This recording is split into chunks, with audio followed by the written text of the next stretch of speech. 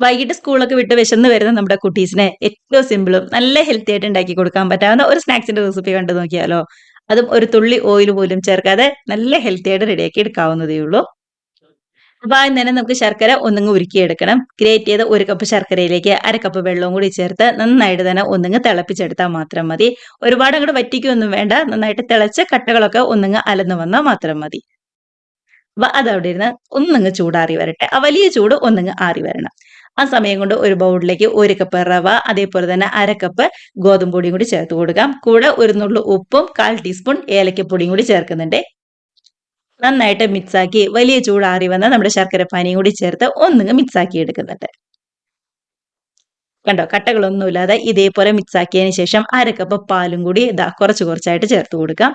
ഇനി ഇതിലേക്ക് 1 ടീസ്പൂൺ നെയ്യും കൂടി ചേർത്ത് നന്നായിട്ട് കട്ടകളൊന്നുമില്ലാതെ മിക്സാക്കി എടുത്താലുണ്ടല്ലോ നല്ല സൂപ്പർ ടേസ്റ്റുള്ള സ്നാക്സിന്റെ മിക്സ് ഇവിടെ റെഡി ആയിട്ടുണ്ട്. അപ്പൊ ദാ നല്ലോണം പൊങ്ങി ഉള്ളൊക്കെ സോഫ്റ്റ് ആയി വരാനായിട്ട് 1/4 ടീസ്പൂൺ ബേക്കിംഗ് സോഡയും കൂടി ചേർത്ത് കൊടുക്കുന്നുണ്ട്. അപ്പൊ ഇത്രയേ ഉള്ളൂ നമ്മുടെ മിക്സിങ്ങിന്റെ പരിപാടി എന്ന് പറയുന്നത്. പാലൊഴിക്കുമ്പോൾ കുറച്ച് കുറച്ച് ഒന്ന് നോക്കി മാത്രം ഒഴിച്ചാൽ മതി. ഞാനിവിടെ 1/2 കപ്പ് ഫുള്ളായിട്ട് എടുത്തിട്ടുണ്ട്.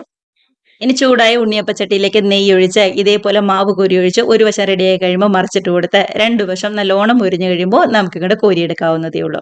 അപ്പൊ എല്ലാവരും മിസ് ചെയ്യാതെ ട്രൈ ചെയ്ത് നോക്കി നല്ലൊരു ചൂട് ചായയുടെ കൂടെ അടിപൊളിയായിട്ട് ഇരുന്ന് കഴിക്കാം കേട്ടോ.